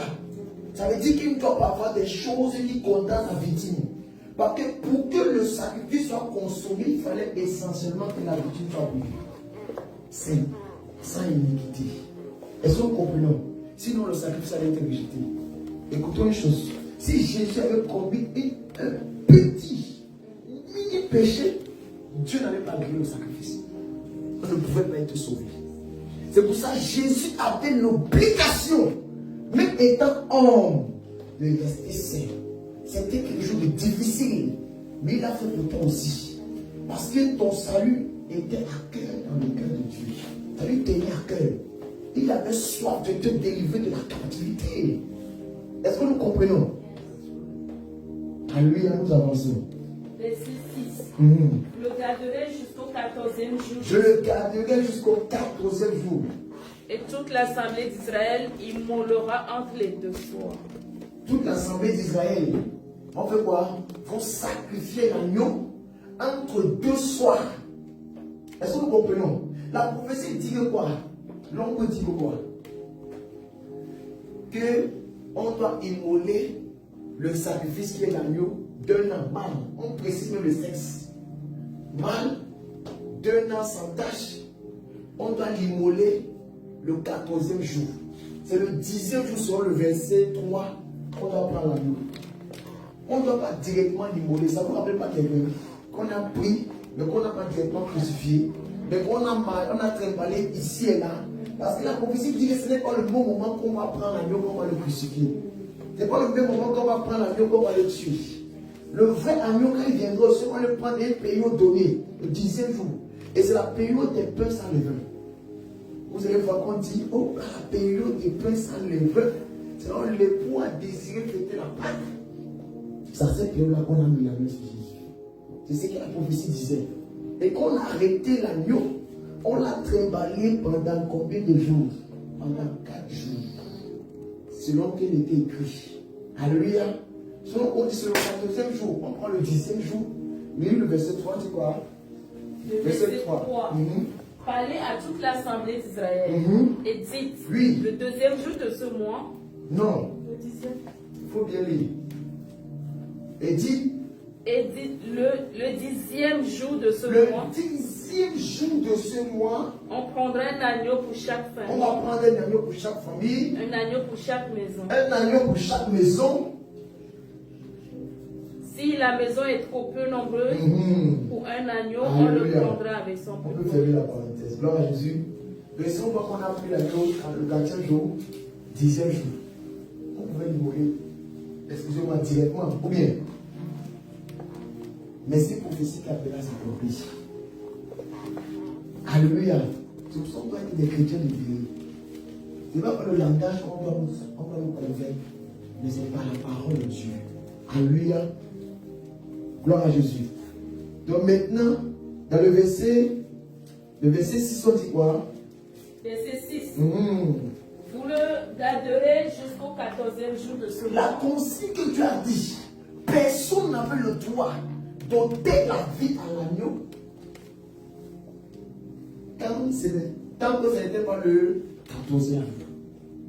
C'est-à-dire que si le 14e jour n'avait pas sonné, l'agneau devait rester vivant. C'est pour ça que l'agneau qui est Christ devait rester vivant jusqu'à ce que le 14e jour arrive. Et si nous commençons à faire des calculs, vous allez voir que tout ça est exact. Que tout s'accomplit exactement comme c'est dit ici. Alléluia. Gloire à Jésus. Amen. Ok, oui. Et toute l'assemblée d'Israël l'immolera entre les deux soirs. C'est-à-dire que le sacrifice devait se faire au même moment. Chaque maison doit avoir son agneau. Et bien les maisons groupées doivent avoir les agneaux. Et qu'elles devaient donner l'agneau à sa vie, c'était au même moment. C'est-à-dire que tous les agneaux devaient être rassemblés dans chaque maison. Et chaque maison devait sacrifier l'agneau après un signal. Dans chaque maison, et ça a un temps donné. La nuit. Entre deux soirs. Ils avaient un signal. Et quand le signal, boum, l'agneau, dans les maisons, on devait égorger les agneaux. On devait égorger. On devait égorger. Le sang devait être recueilli. Le détail qu'il nous donne, c'est que le sang qui sortait de l'agneau devait être quoi? Recueilli. Et le sang qui sortait là n'était pas un sang mort, c'était le sang vivant. Parce que quand le sang sort de la victime, ça ne sort pas directement mort, ça sort encore vivant. Mais on appelle ça mort encore un sang quoi? Coagulé. C'est-à-dire que quand toi-même tu te blesses, est-ce que le sang qui sort est mort? La vie a moi à l'intérieur. Mais ça prend du temps avant de mourir. C'est pour ça quoi? Le peuple d'Israël devait faire ça perpétuellement. C'est pour ça que beaucoup se confondent le mot perpétuellement dans un langage. Quand beaucoup lisent, ils vont dire que Dieu a dit qu'on doit faire ça perpétuellement, c'est-à-dire continuellement, jusqu'à infini. Alléluia. Mais le langage perpétuel que Dieu venait de répandre ici, c'était un langage jusqu'à ce que la prophétie s'accomplisse. Est-ce que vous comprenez? Donc on devait observer cela jusqu'à ce que la prophétie s'accomplisse.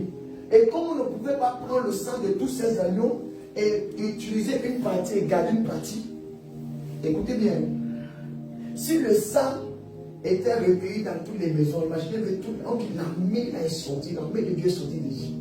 Imaginez que toutes les familles là, ils ont égorgé les agneaux. On pouvait bien recueillir une partie du sang et garder dans le temps.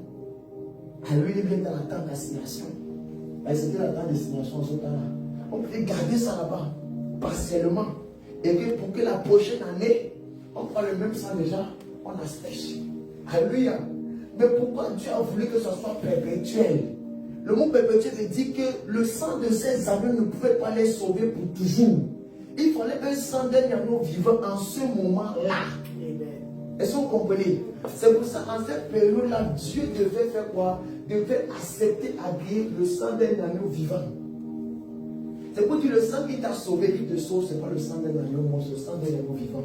C'est pour ça, le perpétuel voulait dire quoi? L'agneau qui a été immolé devait revenir à la vie, afin que son sang soit consommé continuellement. Est-ce que vous comprenez? Est-ce qu'on comprend? Est-ce qu'on comprend très bien? Parce qu'en réalité, c'est que Dieu fait un calcul. Dieu est le plus grand mathématicien. Il calcule tout. Je vous prends cet exemple. L'agneau, parce que c'était l'agneau, comprenez, on égorge, on donne la vie, ça meurt. Mais le fait qu'on prend encore un agneau semblable,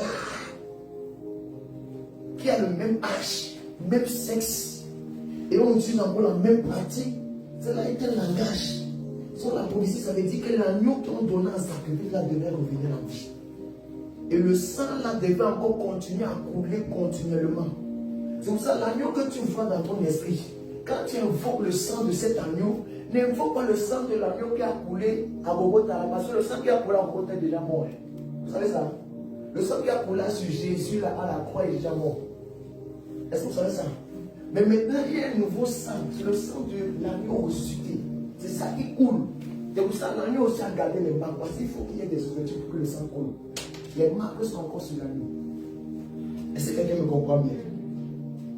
Avant, quand le Seigneur m'avait encore fait comprendre ça, moi j'invoquais le sang qui a coulé. Mais le sang qui a coulé là, sont un peu de sagesse. Réfléchissons un peu. Si toi tu te baisses maintenant, laisse couler. Jésus-Christ est né, Jésus-Christ est homme. Alléluia. Ce sang a coulé, ça va sécher, ça va mourir, ça va coagrer en quelque sorte. Et quand le sang coagule, ça indique que la mort a quitté le sang. Mais l'Écriture nous fait comprendre que le sang de Jésus porte un esprit éternel. C'est-à-dire que quand tu vois le sang de Jésus, c'est un sang qui vit encore. Un sang qui vit, c'est comme un sang bruyant. Alléluia. C'est comme un sang qui peut encore agir. Et le sang de cet agneau-là, c'est le sang du Dieu ressuscité. Parce que quelque chose aussi qui le dit, c'est que la chair que Jésus a portée sur la terre, ce n'est plus la chair qui porte en mort. Alléluia. Le corps que Jésus a fait là, c'est plus le même corps qu'il a. Il va vous dire que ça quand même. Le corps qui était couché sur le tombeau, ce n'est plus le même corps que Jésus a. Donc ça, ce corps n'existait plus. Ce corps était détruit comme le papier. Ce corps était détruit comme le papier. C'est comme un vêtement qu'on a déchiré. Et le corps a été redétruit. Une chose, parce qu'ici, on nous parle de l'agneau mort. Alléluia. L'agneau mort, on nous dit aussi, pas seulement mort, on nous parle aussi de l'agneau ressuscité. Quelle belle œuvre, alléluia, qui s'est passée pendant la résurrection. Et il y a un profond message que l'Esprit de Dieu est en train de nous communiquer pendant l'œuvre de la résurrection de l'agneau. Alléluia. Parce que pour que notre rédemption soit éternelle et manifeste, il fallait quelque chose. Il fallait que l'agneau meure. Premier principe. Et absolument que l'agneau ressuscite.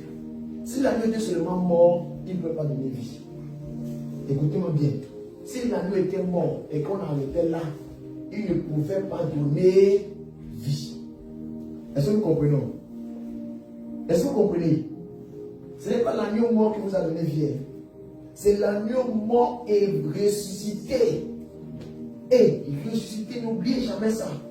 Il fallait que ces deux choses soient réunies pour que la rédemption soit éternelle. C'est pour ça que Jésus nous a montré depuis l'Ancien Testament que si l'agneau mourait juste, il devait nous sauver partiellement, temporellement. Et maintenant, pour qu'il nous sauve éternellement, il fallait que quoi? On soit toujours en accord avec lui quand il reviendra à la vie. On va concentrer s'il vous plaît. Gloire à Jésus. L'agneau devait mourir et ressusciter. Et le fait qu'on prenait encore chaque année, c'est pour dire que l'agneau devait vivre. Cet agneau ne devait pas mourir. Mais comme cet amour était charnel, limité, c'est pour ça qu'en réalité, sa rédemption était temporaire. Alléluia. Gloire à Jésus. Et nous ne célébrons pas la rédemption à cause du sang de ces agneaux qui sont déjà morts, on les a oubliés. C'est pour ça qu'on ne peut pas mélanger les deux Pâques. On ne peut pas mélanger cette Pâque-là avec notre Pâque. Parce que nous sommes entrés dans la vraie cérémonie, la vraie festivité. Nous vivons la vraie Pâque. Parce qu'on a été heureux de bénéficier du sacrifice du vrai agneau. Alléluia. Gloire à Jésus. C'est pour ça que je vous ai dit que quoi? Le seul m'enseigne quoi? Que quand on boit le sang de Jésus, on est en train d'asperger le sang sur les linteaux de la porte qui est notre corps. Et quand le malheur vient, ça fait quoi? Ça nous traverse à cause du sang de Jésus. C'est pour ça que beaucoup de personnes, quand ils sont attaqués, ils disent quoi? Sang de Jésus. Sang de Jésus.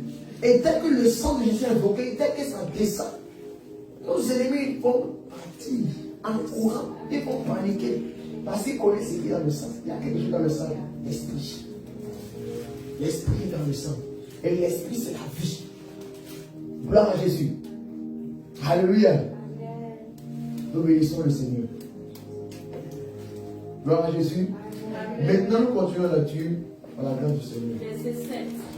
On prendra de son sang et on n'en mettra sur les deux poteaux et sur le linteau de la porte des maisons. Sur les deux côtés, sur le linteau de la porte de la maison. Où on le mangera. Où on le mangera. C'est-à-dire que là où tu dois manger, la maison dans laquelle tu dois manger l'agneau, là, c'est la même maison qui doit mettre le sang. Et quand nous mangeons l'agneau, on mange aux agneaux dans la maison qui est le temps de ici. Et c'est dans la même maison qu'on asperge le sang. Vous ne comprenez pas quelque chose là. Ton corps, c'est le temple de Dieu. Donc pendant que tu manges la viande là, la chair de Jésus là, qui est la bonne viande. Alléluia. Toi, tu veux manger la chair de l'agneau dans la maison. Et on dit, dans la maison où tu manges la chair de l'agneau là, c'est sur la même maison qu'on doit asperger le sang. C'est sur la même maison, oui. Verset 8. Cette même nuit, on en mangera la chair rôtie au feu. On la mangera avec des pains sans levain et des herbes amères. Même pain sans levain, là, c'est engagé. C'est un signe prophétique.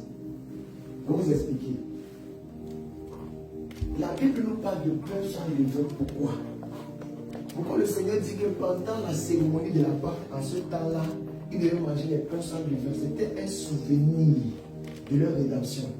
Parce que l'Écriture nous fait comprendre que le jour que le peuple d'Israël devait sortir de la captivité, les Égyptiens, après avoir reçu le deuil de leurs premiers enfants jusqu'aux animaux, les Égyptiens les ont chassés de leur territoire. Et en les chassant de leur territoire, la pâte qu'ils avaient déjà préparée n'a pas eu le temps de se lever. Ils ont porté la même pâte et ils sont partis avec. Et c'est avec cette pâte-là qu'ils ont préparé des gâteaux. Une pâte qui n'avait pas de lever, une pâte qui n'a pas pu se lever. Et Jésus a demandé à ce que, bon, on est dans le contexte, l'Éternel a demandé à ce que le peuple mange à ce temps des pains sans levain. C'est pour qu'ils se souviennent que, pendant qu'on était quitté d'Égypte, quand Dieu nous a délivrés, on avait mangé les pains sans levain. Notre pâte n'a pas pu se lever. Pâte qui n'a pas pu se lever, c'est symbole de la délivrance. La délivrance qui t'oppresse, que part. Donc tes ennemis qui t'oppressent de quitter les territoires. Alléluia. Jusqu'aujourd'hui, nous mangeons le vrai pain sans levain. Alléluia. Qui est descendu du ciel et qui s'est précipité pour nous. Parce que quand nous mangeons le vrai pain sans levain, nous nous rappelons que Jésus, qui savait quoi, était mort pour nous. Parce qu'on dit le pain là, c'est le corps du Christ. Et c'est ce corps qu'on mange, on dit d'abord que c'est la chair de l'agneau. Donc chaque fois que nous mangeons ce pain sans levain, on se rappelle que Jésus est mort et ressuscité pour ma rédemption, pour ma délivrance. Alléluia. Ce n'est pas une délivrance temporaire, mais éternelle. Une autre chose, pour que la délivrance devait être reconnue spirituellement, il fallait que le sacrifice là se fasse chaque année en même période. Et maintenant, Jésus-Christ, c'est le sacrifice éternel qui s'est fait une seule fois. Est-ce que nous comprenons? Alléluia, nous avançons. Verset 9. Oui. Vous ne le mangerez point à demi-cuit et bouilli dans l'eau. Oui. Mais il sera rôti au feu avec la tête, les jambes et l'intérieur. Oui. Verset 10. Vous n'en laisserez rien jusqu'au matin. Et s'il en reste quelque chose le matin, vous le brûlerez au feu. Oui. Verset 11. Quand vous le mangerez, vous aurez vos reins sains, vos souliers aux pieds. La ceinture de La vérité. Oui. Et Oui. votre bâton à la main. Bâton, c'est quoi? La parole. Et vous le mangerez à la rate. Au pied, tu oublies les pieds. Au pied, Vos souliers aux pieds. qui représente quoi? La parole qui envoie quoi? Les chaussures de l'évangile. Donc tu dois avoir l'évangile au pied. Donc l'évangile qui est la sainte doctrine, la doctrine de Dieu, tu dois avoir ça. Le message du salut, tu dois avoir ça sur toi. C'était les conditions. Oui. Le verset 11 encore. Quand vous le mangerez, vous aurez vos reins sains, vos souliers aux pieds et votre bâton à la main. Et vous le mangerez à la rate. Oui. C'est la Pâque de C'est l'Éternel. la part de l'éternel. C'est la délivrance de l'éternel. C'est la rédemption de l'éternel pour toi et moi. Pour le peuple de Dieu, pour toute la terre. Alléluia. Nous continuons. Verset 12. Cette nuit-là, Oui. je passerai dans le pays d'Égypte Je passerai. et je frapperai tous les premiers-nés du pays d'Égypte, Oui. depuis les hommes jusqu'aux animaux, Mhm. et j'exercerai des jugements contre tous les dieux de l'Égypte. Oui. Je suis l'Éternel. Je suis l'éternel. Le sang vous servira de signe sur les maisons où vous serez. Je verrai le sang, je passerai par-dessus vous. Oui. Et il n'y aura point de plaie qui vous détruise quand je frapperai le pays d'Égypte. Oui. Alléluia. Il dit que quoi? Comment le Seigneur va faire quoi? Il va passer outre les maisons. Il va passer dessus les maisons. Il ne va pas entrer dans les maisons. Maintenant, une autre chose que je voulais vraiment qu'on voie à travers ce passage, c'est quoi? C'est que la consigne, c'était quoi? C'est qu'il fallait absolument rester dans la maison. Où le sang était versé. Parce que tu étais dehors, tu allais être frappé. Est-ce que quelqu'un comprend quelque chose? C'est pour dire, pour bénéficier de l'œuvre de la croix, tu dois respecter les consignes. Tu es dans la maison. Dans la sainteté. Dans l'obéissance. Ah, merci Seigneur de Dieu. Tu dois être dans la bonne maison. Et la bonne maison, c'est quoi? La maison qui a reçu le sang de l'agneau. Parce que si tu n'es pas dans la maison qui a reçu le sang de l'agneau, le délit va te frapper. L'ange de la mort va te frapper. La peste va te frapper. C'est pour ça que toutes les maisons qui n'étaient pas marquées, Dieu marchait dans l'aveuglement. Il frappait tout. Il frappait tout. Il frappait tout. Il frappait tout. Il frappait tout. Dès qu'il vient, il voit un bébé de l'an. L'enfant là, quel âge? 2 ans. Donc plus petit qu'elle a, il vient voir, il frappe. Parce qu'il n'y a pas le sang qui sauve. Donc ce qui va nous épargner, c'est le sang qui sauve. C'est le sang de l'agneau. C'est ça qui te préservera de la mort. C'est pour dire que le peuple de Dieu a été préservé par le sang de l'agneau. C'est-à-dire si tu as bénéficié du sang de l'agneau, tu es préservé de la mort éternelle. Nous sommes par une rédemption éternelle. Une délivrance éternelle. Par le sang qui porte un esprit éternel. Le sang de Jésus est une barrière contre tes ennemis. Quand tu bénéficies du sang de la grâce, quand tu bénéficies du sang de l'agneau, on ne peut pas te toucher. Tu es intouchable. Dis que je suis intouchable. On dit entendu quoi? I am intouchable. Alléluia. Je suis intouchable. Je ne peux pas être touché. C'est pour ça que les ennemis de ta famille disent, mais toi tu utilises quel genre de sorcellerie? Tu es sorcier. Parce que tu essaies de faire une magie, il va dire, il ne peut pas t'atteindre. Il veut toucher, ça bloque. Il veut faire ceci, ça bloque. Il veut tuer, ça bloque. Parce qu'il y a un sang qui a coulé. C'est le sang du vrai agneau, mort et ressuscité. Alléluia. Il fallait maintenant que tu demeures dans la maison. Et vous savez, le peuple d'Israël a écouté les instructions du pays pour être sauvé. Donc, je vous ai dit, cette rédemption n'avait pris lieu que par l'obéissance. C'est pour ça que Dieu dit l'obéissance au mieux que le sacrifice. Si tu es désobéissant, tu pourras bénéficier du sang de Jésus. Alléluia. C'est pour ça que beaucoup de personnes étant sur terre disent, mais comment Jésus est mort pour nos péchés, nous sommes encore malades. Dieu est dehors. Tu n'es pas dedans. Écoutons s'il vous plaît. Alléluia. Je reprends. Beaucoup de personnes disent, mais comment Jésus est mort pour mes péchés? Comment Jésus est mort pour ma maladie? Je me suis encore malade. Il faut avoir l'impression que tu es dehors, tu n'es pas dans la maison. Il faut être dans la maison pour bénéficier de la grâce. Il faut être dans la maison pour bénéficier de l'œuvre du salut. Si tu n'es pas dans la maison, tu ne peux pas bénéficier de ça. Les hommes sont comprendre que la grâce est là. Mais je dois être dedans. Je dois être où? Maintenant, si tu es dans un mauvais lieu, Dieu t'a dit quoi? Sortez du milieu d'eux. Donc, si tu ne sors pas de la mauvaise maison, qui est la maison des Pharaons, qui est la maison des Égyptiens, tu vas être frappé du déluge. C'est pour ça que tu me dis que Dieu n'est pas partout. Mais Dieu est là où il y a le sacrifice. Et là où il y a le sacrifice, il doit avoir la vérité. Là où il y a le sacrifice, c'est-à-dire le sang de l'agneau, il doit avoir la vérité d'obéissance. Est-ce que nous comprenons quelque chose? C'est pour ça. Ce n'est pas partout qu'il y a le salut. Dis à quelqu'un, ce n'est pas partout qu'il y a le salut. Je vous dis avec conviction selon l'Écriture. Ce n'est pas partout qu'il y a le salut. Mais ceux à qui le salut est destiné, ils vont sortir de ces mauvais endroits. Comme nous sommes sortis, ils vont sortir. Il faut nous refaire. Ne vous inquiétez pas. L'agneau contrôle. Alléluia. L'agneau travaille. Vous savez ce que j'aime sur l'agneau? Lui-même, il est encore sur le champ. Lui-même encore, il est évangéliste. Lui-même encore, il enseigne. Lui-même encore, il gagne les âmes. Il n'y a pas de gagner d'âme au Dieu que Jésus. Jésus est le meilleur gagnant d'âme.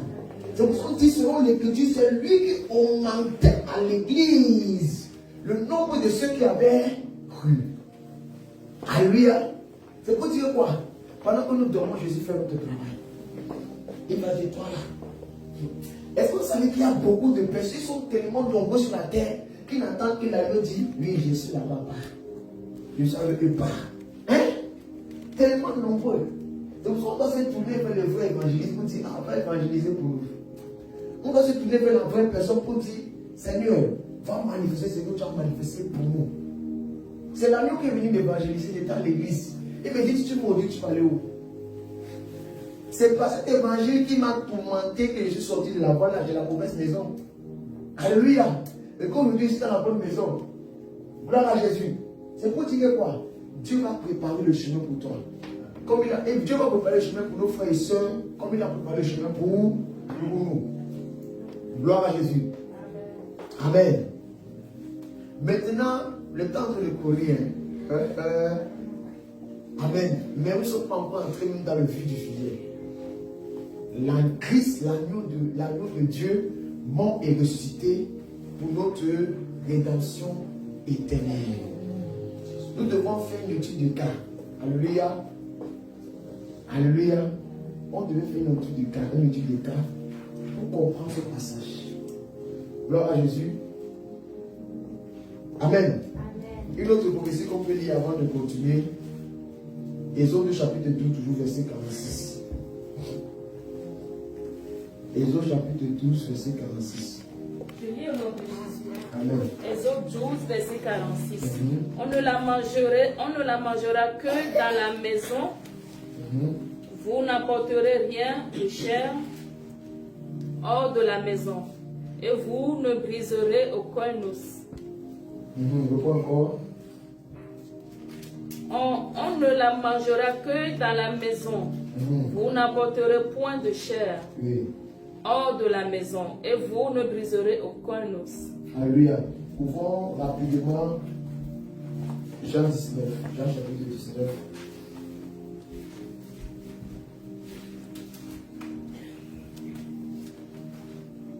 Jean chapitre 19. À partir du verset 17. Jean 19, à partir du verset 17. Jésus, portant sa croix, arriva au lieu du crâne, qui se nomme en hébreu Golgotha. Golgotha, oui. C'est là qu'il fut crucifié, et deux autres avec lui, un de chaque côté, et Jésus au milieu. Pilate fit une inscription qu'il plaça sur la croix et qui était ainsi conçu. Jésus de Nazareth, roi des Juifs. Beaucoup de Juifs lurent cette inscription parce que le lieu où Jésus fut crucifié était près de la ville. Elle était en hébreu, en grec et en latin. Les principaux sacrificateurs des Juifs dirent à Pilate, n'écris pas roi des Juifs, mais écris qu'il a dit, je suis roi des Juifs.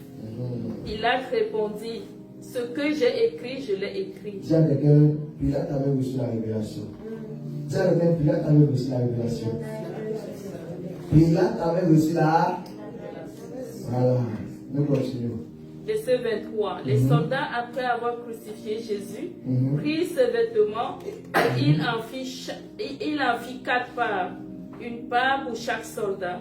Il prit aussi sa tunique qui était sans couture, d'un seul tissu depuis le haut jusqu'en bas. Et il dit entre eux, ne la déchirons pas, mais tirons au sort à qui elle sera. Alléluia. Cela arriva afin que s'accomplisse cette parole de l'Écriture. Ils se sont partagés mes vêtements et ils ont tiré au sort ma tunique. Voilà ce que firent les soldats. Verset 25. Près de la croix de Jésus se tenaient sa mère et la sœur de sa mère Marie, femme de Clopas, et Marie de Magdala. 26. Jésus, voyant sa mère et auprès d'elle le disciple qu'il aimait, dit à sa mère, femme, voilà ton fils. Puis il dit au disciple, voilà ta mère. Verset 28. Et voilà ta mère. Et dès ce moment, le disciple l'a pris chez lui.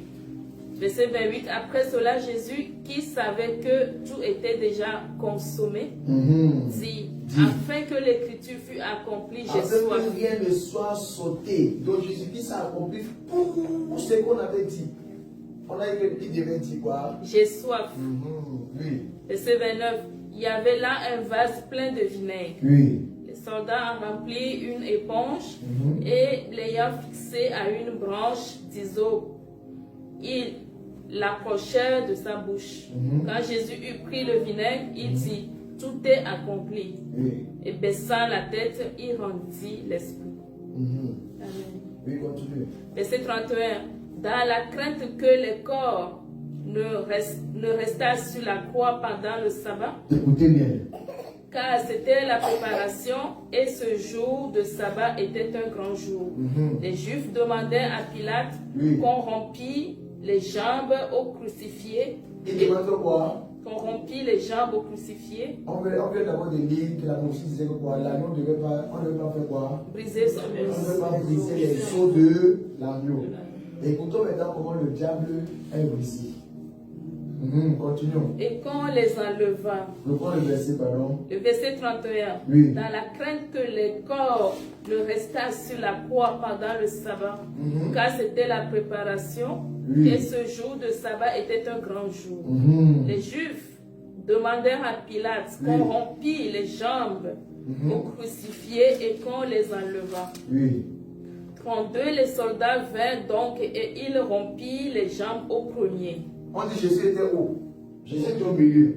Il était censé être le deuxième. Ou bien, on a rompu au premier, oui.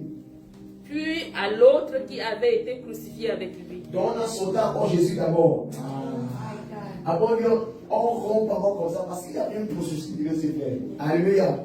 Oui. S'étant approché de Jésus, Oui. et le voyant déjà mort, Oui. il ne lui rompit pas les jambes. Parce que la prophétie disait que les os de l'agneau ne devaient pas être brisés quand l'agneau devait être consommé. Est-ce que vous voyez ça? Dieu veille à l'accomplissement de sa parole. Alléluia. On acclame le Seigneur. On acclame le Seigneur. Voilà Jésus. Amen. Voilà, là, Dieu, nous allons continuer dans cet enseignement. Amen. On va faire une étude de cas la prochaine fois. Amen. On s'est dit que par la grâce de Dieu, dimanche prochain, amen, on va revenir ici. Amen. Pour rendre culte à l'événement pour continuer ça. Parce qu'on va parler de l'élément que Jésus m'avait prédit sur cette œuvre de la résurrection et de la mort. Alléluia. on va maintenant aussi voir quelle sera notre conduite. Quelle doit être notre conduite en ce qui concerne la part de notre rédemption. Alléluia. On va encore venir par la grâce de Dieu avec d'autres définitions de la Pâque selon la nouvelle alliance. Et pourquoi pas aussi d'autres définitions encore sur la Pâque selon l'ancienne alliance, afin qu'on soit mieux équipés. Amen. C'est pour ça que quand tu vas voir des hommes aujourd'hui, bien des gens en train de célébrer la Pâque comme le monde est en train de le faire, ne sois pas confus. Tu as la connaissance, tu as la révélation et tu marches dans la lumière de la parole. Une autre chose, présentement il y a une confusion. Et cette confusion, il y a ceux qui célèbrent la Pâque judaïque, la Pâque juive et la Pâque chrétienne. Est-ce que nous comprenons? Et aussi d'autres comme nous, ça fait 4 qui célèbrent la Pâque selon Christ, selon la nouvelle alliance, on peut dire ça comme ça, la vraie Pâque. Amen. Maintenant, ces 3 autres Pâques observent quoi? Les dates. Est-ce que nous comprenons? Ils observent le mois-ci, le mois de mars, début mars et début, fin mars et début avril. Alléluia. Maintenant, une chose, ceux qui regardent le 14 de ce mois, selon que la loi disait, Amen, en essayant d'accomplir ça, s'ils accomplissent un, s'ils cherchent à accomplir un et laissent un autre, ils ont des problèmes avec Dieu. Amen. Parce qu'on a dit le 14e, ça devait être entre 2 soirs. Ça veut dire un problème si on ne fait pas ça le 2e soir. Entre 2 soirs. Ça, ce n'est pas pour critiquer quelqu'un, non. Dieu connaît ma pensée. Mais c'est pour établir la vérité et révéler la vérité. Donc, c'est pour faire comprendre que quand tu veux obéir à la loi, obéis sans rien laisser.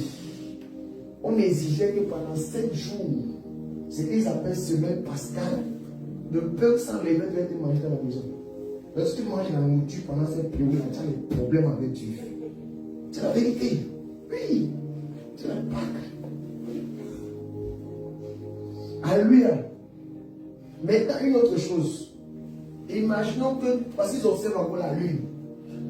C'est quand il a levé de bien c'est lune, bien c'est quoi qu'ils vont observer dans les astres. Quand ils vont observer ça, quand ils vont voir ça, ils vont introduire maintenant pour dire nous allons célébrer. La question que je me pose, c'est si maintenant toutes ces dates-là coïncident le même jour et que ceux qui font la page des judaïques font ça peut-être le 14, ça tombe le 14. Ceux qui doivent fêter ça, les Pâques des catholiques, ça tombe le 14. Ceux aussi qui fêtent selon qu'ils disent, et ça tombe aussi le 14. Il y aura un problème. Et c'est comme si l'année prochaine, ça risque d'être le même jour. Donc, si ça arrive maintenant, qu'est-ce qu'on va faire? Alléluia. C'est la question qu'on va se poser. Mais maintenant, nous qui savons que Jésus-Christ est notre rédemption, nous qui savons que Jésus-Christ est notre salut, maintenant, est-ce qu'on peut attendre une période de l'année comme eux pour dire merci à Jésus pour notre délivrance? Parce que nous ne sommes pas sortis de l'Égypte physique.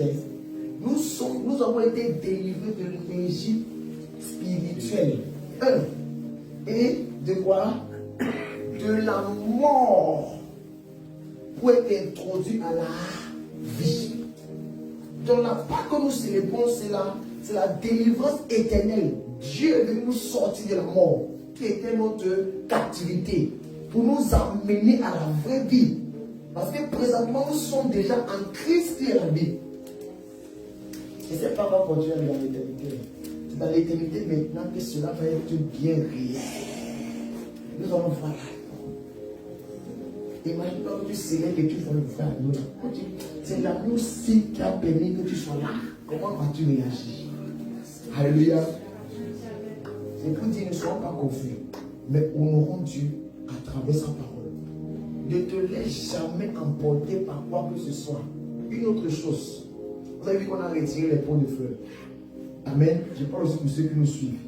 Pas parce que déjà, en réalité, l'église est conduite par les révélations. Non. L'église est conduite par la parole. Donc c'est pour dire que quoi? Ce n'est pas les révélations qui conduisent l'église, mais c'est la parole. Amen. Mais c'était pour enlever la confusion que nous avons fait cela. Et de deux, maintenant, une autre chose. Si une révélation vient et la personne me dit que l'ange m'a apparu, Jésus m'a apparu, Et c'est que le Jésus qu'il a parlé, ne pose pas sa parole, on met la croix. Est-ce que nous sommes d'accord? C'est pour ça qu'il y a la sagesse. N'écoutez pas les choses et commencez à paniquer dans vos cœurs. C'est juste une parenthèse. Mais soyez sages. Soyons sages. Veillons. Car l'ennemi rôde. Il rôde. C'est gens qui dévorent. Il ne peut pas te dévorer tant que tu es dans la maison, tant que tu bénéficies du sang de Jésus. Alléluia. Gloire à Jésus. En tout cas, nous acclamons le Seigneur. Nous bénissons son nom pour sa parole. Dieu nous donne la vie pour la parole de Dieu. Amen.